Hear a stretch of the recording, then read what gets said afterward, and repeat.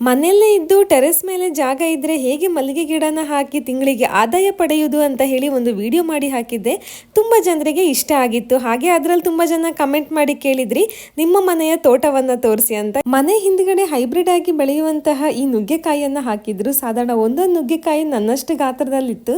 ಹಾಗೆ ಮನೆ ಎದುರುಗಡೆ ಇಲ್ಲಿ ನಾವು ಹಲಸಿನಣ್ಣು ಹಾಕಿದ್ವಿ, ಸೀಸನ್ ಕೂಡ. ಸೊ ಅದರದ್ದು ಅನೇಕ ರೆಸಿಪಿನ ಮಾಡಿ ಹಾಕ್ತೇನೆ. ಇನ್ನು ತುಂಬ ಬೆಂಡೆಕಾಯಿ ಗಿಡ ಹಾಕಿದ್ವಿ, ಚೆನ್ನಾಗೇ ಬಂದಿತ್ತು. ಅದ್ರ ಜೊತೆಗೆ ತೊಂಡೆಕಾಯಿ ಕೂಡ ಹಾಕಿದ್ವಿ. ನೀವೇ ನೋಡ್ಬೋದು ಎಷ್ಟು ಚೆನ್ನಾಗಿ ಆರ್ಗ್ಯಾನಿಕ್ ಆಗಿ ಬೆಳೆಸಿದ್ದಾರೆ ಅಂತ. ಇನ್ನು ಟೊಮೆಟೊ ಇಡ್ಬೋದು. ಅದ್ರ ಜೊತೆಗೆ ಮನೇಲಿ ದೇವ್ರಿಗೆ ಹಾಕುವಂಥ ಹೂವಿಂದ ಹಿಡಿದು ಎಲ್ಲನೂ ಮನೆಯಲ್ಲೇ ಅಮ್ಮ ಬೆಳೀತಾರೆ.